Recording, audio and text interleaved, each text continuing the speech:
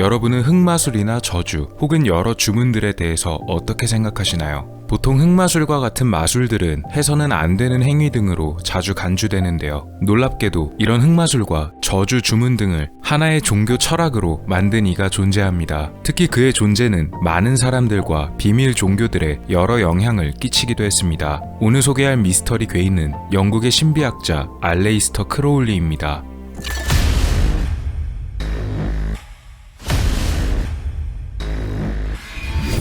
알레이스터 크로울리는 1875년 로열 리밍턴 스파라는 곳에서 태어났습니다. 그의 부모는 굉장히 독실한 기독교인들이었습니다. 태어났을 당시의 이름은 에드워드 크로울리였습니다. 크로울리의 부모는 양조장을 물려받아 운영했고 꽤 성공한 사업이었기에 일찍 은퇴를 할 정도로 가정 형편은 아주 좋은 편이었다고 전해집니다. 이런 부모님과 가정 환경의 영향으로 인해서 그는 8살 때 부유한 집안의 자녀들이 갈 수 있는 기숙학교에 입학하게 되었는데요. 크로울리가 11살 때 그의 아버지가 암으로 눈을 감게 됩니다. 그에게 있어서 이것은 큰 충격이었고 아버지를 잃게 된 것을 기점으로 인해 그의 사회관과 종교적인 가치관이 어느 정도 바뀌게 되었던 것으로 보입니다. 어린 나이에 아버지의 재산 중 어마어마한 돈을 물려받게 된 크로울리는 이내 곧 정상적인 생활에서 벗어나 잘못된 행동들을 저지르고 다녔습니다. 결국 학교에서 제명당한 그는 다른 학교에 가는 대신 집에서 가정교육을 받게 되었고 이후 이스트본 대학에 입학하게 되었습니다. 하지만 제대로 졸업은 하지 못했던 것으로 보입니다.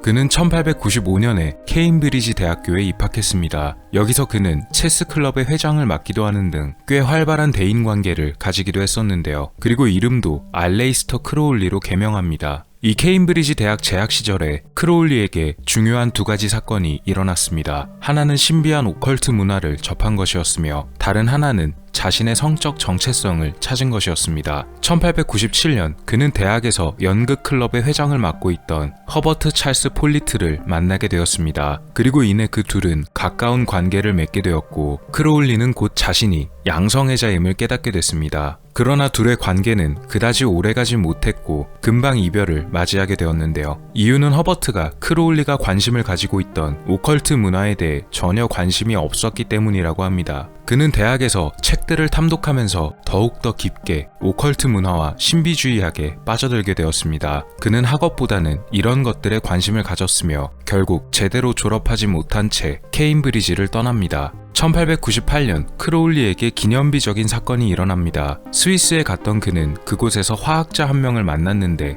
당시 드물게도 연금술에 많은 관심을 가지고 있었습니다. 또 우연찮게도 그 화학자의 처남인 조지 세실 존스라는 남자는 황금여명회라는 오컬트 교단의 회원이었습니다. 황금여명회는 19세기 영국에 존재했던 오컬트 단체이며 저주나 흑마술과 같은 행각들을 벌였는데 자신들은 이런 저주와 흑마술이 실제로도 효과가 있다고 주장하기도 했었습니다. 유명한 인물들도 이 황금여명회에 가입되어 있었는데요. 그 중에는 셜록 홈즈 시리즈의 작가 코난 도일도 있었고 후일 노벨 문학상을 받은 시인이자 작가였던 윌리엄 예이츠도 회원으로 가입되어 있었습니다.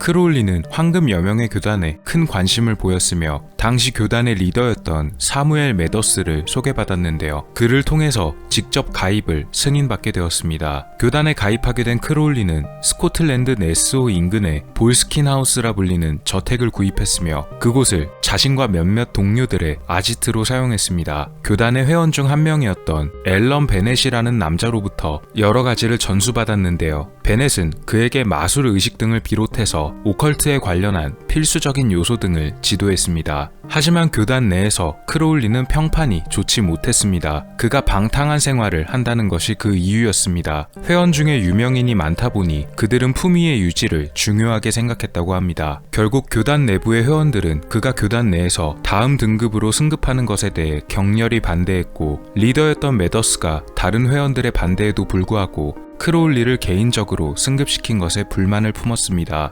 나중에 크로울리가 다른 동료와 짜고서 교단에 있던 금고를 훔치려다 적발되는 사건이 생기자 그와 매더스 모두가 법적으로 기소되는 일까지 벌어졌으며 끝내 크로울리와 매더스는 황금여명회에서 쫓겨났습니다. 이후 황금여명회는 여러 개의 분파로 분립되었고 크로울리는 1900년부터 1903년까지 약 3년 동안 세계 이곳저곳을 여행하면서 여러 가지 오컬트 수행을 하기도 했었는데요. 인도에서는 힌두교의 수행법에 전념해서 명상을 통해 자신이 디아나라는 경지에도 이르게 되었다고 밝히기도 했었습니다. 이때 만난 로즈라는 여인과 연인 관계가 되었습니다. 1904년 이집트의 카이로에 도착한 둘은 아파트를 임대하고서는 오컬트 수행에 심취했는데요. 이 당시 인근 박물관에 전시되어 있었던 어느 유물을 관람하는 것을 즐겼다고 합니다. 기원전 7세기의 비석으로 알려진 이 유물은 다른 이집트 유물과 그다지 다를 것이 없었는데 크로울리는 전시품 자체보다 이 전시품에 붙어있는 번호에 유독 큰 관심을 보였다고 합니다. 해당 유물의 전시품 번호는 우연히도 666이었는데요. 아시다시피 성경에 나온 악마의 숫자로 유명합니다. 크로울리는 이 유물에 붙은 전시 번호가 결코 우연이 아니라고 여겼다고 합니다. 어느 날 크로울리는 환청을 듣게 됐습니다. 이집트의 신들이 내는 목소리였다고 하는데요. 그는 환청이 내는 목소리들을 따라서 그 내용들을 책으로 옮겨 적어냈습니다. 이후 그가 붙인 이 책의 이름은 율법에서라는 제목이 붙여졌습니다. 이 책은 크로울리가 세운 새로운 종교인 텔레마의 초석이 되는 중요한 책이 되기도 했으며 황금 여명회의 분파 중 하나가 이 책을 자신들의 경전으로 채택하기도 했었습니다. 그런데 이 책에 얽힌 기묘한 이야기들도 존재합니다. 신기하게도 이 책이 출판된 지 9개월이 지날 때마다 세상에 큰일이 벌어졌다는 이야기였는데요. 제1차, 2차 세계대전, 진주만 공습 등 역사 속 굵직한 사건들이 일어났다고 합니다. 이를 두고 크로울리 본인은 그럴듯한 설명을 내놨는데요. 한 생명이 잉태되는 기간이 평균 9개월 정도이므로 지구 역시도 9개월마다 한 번씩 피를 보게 된다는 얘기였습니다. 물론 어디까지나 우연의 일치였을 수도 있겠습니다. 크로울리의 재산은 서서히 바닥나고 있었습니다. 그래서 그는 돈을 벌기 위한 방법으로 유료 회원들을 차근차근 모집했습니다. 그리고 자신만의 새로운 종교 사상을 만들었습니다. 바로 텔레마라고 이름 붙인 것이었습니다. 크로울리는 텔레마의 성스러운 책이라는 자신의 저서를 새로 만든 종교의 경전으로 사용했습니다. 그의 텔레마는 종교 철학으로 정의되기도 하며 다른 의미로는 마술적 행위로 정의되기도 했습니다. 서양의 여러 이교도의 교리와 주술 등이 복합적으로 섞인 형태였다고 합니다. 그는 신도들에게 많은 기행을 벌이기도 했는데요. 신도들에게 정기적으로 특이한 음식을 먹였습니다. 자신의 피나 체액을 섞어 만든 과자를 먹였는데 그는 이것을 빛의 케이크라는 이름으로 불렀다고 합니다. 1914년에 그는 미국으로 건너갔습니다. 그곳에서 한 잡지를 통해 자신의 종교이자 사상인 텔레마를 설파하는 시도를 했지만 이내 잡지의 출판이 중단되어 버리고 말았습니다. 이후에는 자신이 악마를 불러내는 초자연적인 의식에 성공했다고 하는데요. 그는 램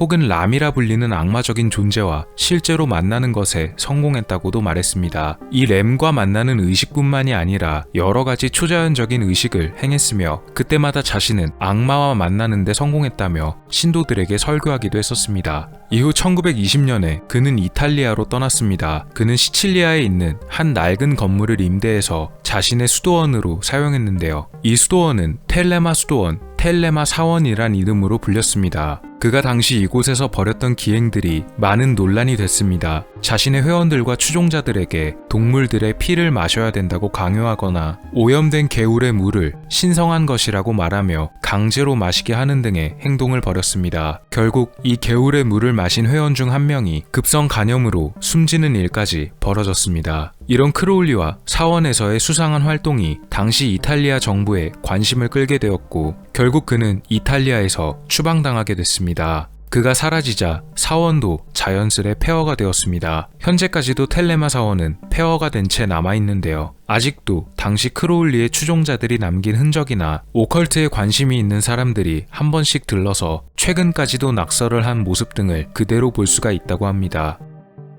1932년에 그는 독일로 건너갔고 그곳에서도 자신의 추종자들을 만드는데 착수했습니다. 이때 그는 제럴드 해밀턴이라는 사람을 알게 되었는데 그는 유명한 사회주의 운동가였습니다. 독일에서 활동하던 당시에도 그는 돈이 부족했습니다. 결국 부족한 돈을 보충하기 위해서 그는 자신을 능력도 없는 사기꾼이라고 비방한 사람들을 무더기로 고소해버렸습니다. 몇 가지 소송들은 꽤 성공적이었기에 어느 정도 돈을 벌 수가 있었다고 하는데요. 니나 햄넷이라는 작가를 상대로 낸 소송에서는 크게 패소하게 되고 말아버렸습니다. 이 패소로 인해서 큰 돈을 지출하게 됐고 결국 파산 선고를 받게 되었습니다. 이후 밝혀진 사실로는 그는 몇 년 동안 자신의 수입보다 약 3배가 많은 지출을 해왔던 것으로 알려졌습니다. 크로울리가 영국으로 돌아온 지 얼마 되지 않아 1940년에 그가 앓고 있던 지병인 천식이 악화됐고 그는 집에 머물며 치료를 시작했습니다. 영국에서 머물며 병을 치료하던 동안에 그는 한 가지 중요한 업적을 세우게 됩니다. 바로 타로카드의 규칙을 새로 디자인하고 정의하기도 했는데요. 그가 정의한 타로카드 규칙과 덱은 토트 타로카드라는 이름으로도 불리며 1944년 토트의 서라는 제목의 책으로 출판됐습니다. 현재 가장 대중적이고 인기가 많은 타로 중 하나입니다. 책이 발간된 지 3년 후인 1947년 12월 크로울리는 72세의 나이로 눈을 감게 되었습니다. 사인은 흉막염과 만성기관지염이었는데요. 천식이 주 원인이었던 것으로 보입니다. 그의 장례식은 조촐하게 치러졌으며 12명의 인원만이 참석한 채 거행되었습니다.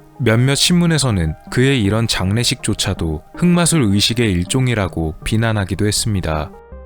종종 사탄 숭배자가 아니냐는 소리를 들었지만 생전에 크로울리는 자신은 사탄 숭배자가 아니며 사탄의 존재는 인정하지만 숭배는 하지 않는다고 했습니다. 그러나 가끔 자신을 666의 야수 등이라고 지칭하거나 악마를 불러내는 소환의식을 주기적으로 보이는 등 기괴한 행동들을 굉장히 많이 벌이기도 했습니다. 크로울리가 오컬트 문화에 남긴 업적도 적잖은데요. 앞서 말한 토트 타로 카드 덱을 정리한 것부터 사후에 생겨난 서양의 여러 밀교들에 그의 행적이 많은 영향을 끼치기도 했다고 합니다. 특히나 사탄주의에도 많은 영향을 주었는데요. 사탄주의자 중 대표적인 인물인 안톤 라비는 20세기에 크로울리가 오컬트 문화에 끼친 영향은 지배적이라고 말하기도 했다고 합니다. 대중문화에도 많은 영향을 끼쳤습니다. 록밴드 레드 제플린의 기타리스트인 지미 페이지는 크로울리가 사들였던 볼스킨하우스를 구입해서 자신들의 콘서트 영상 중 일부로 사용하기도 했다고 합니다.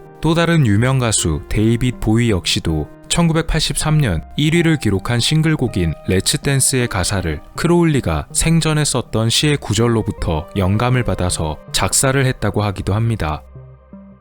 그런데 그의 사후를 연구한 작가들은 크로울리의 정체에 대해 새로운 의견을 제시하기도 했습니다. 바로 그가 사실은 영국 정보기관에 소속된 스파이 요원이었다는 흥미로운 사실입니다. 실제로 크로울리가 생전에 여행을 했거나 혹은 자신의 신도들을 데리고 가서 수행을 했던 나라들은 당시의 영국 정부와 정보 당국에서 예의주시하던 나라들이 여럿 있었는데요. 특히 앞서 언급했었던 인물인 베를린 활동 당시 만난 제럴드 해밀턴이라는 사람은 독일에서 대단히 유명한 사회주의 운동가였고 그를 통해 많은 사회주의자들과 접촉할 수가 있었습니다. 영국은 당시 유럽에 퍼지고 있었던 사회주의 운동을 대단히 경계하고 있었기 때문에 크로울리가 제럴드 해밀턴을 만난 것 역시도 우연이라 볼 수는 없다는 주장이었습니다. 또 이탈리아에서 수도원 활동을 하던 당시에는 베니토 무솔리니 정권하에 이탈리아 상황을 효과적으로 감시하기 위해 파견되었다고 보여지며 크로울리가 황금여명회에 가입하던 당시에 리더였던 메더스는 스페인의 정치운동에 깊게 관여하던 사람으로 우연처럼 보이지만 그가 메더스와 연관된 것 역시 영국 정보기관의 공작활동 중 하나였다는 것입니다.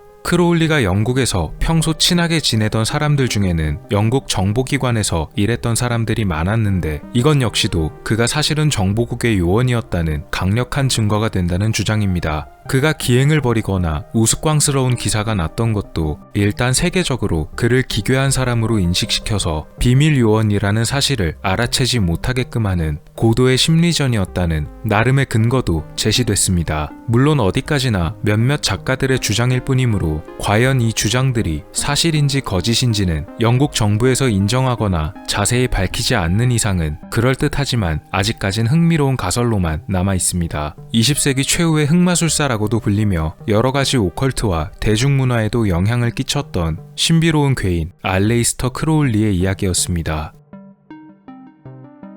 오늘 미스터리 어떠셨나요? 여러분의 구독과 좋아요의 힘으로 다음에도 재밌는 미스터리로 찾아오겠습니다. 미스터리 큐브였습니다. 감사합니다.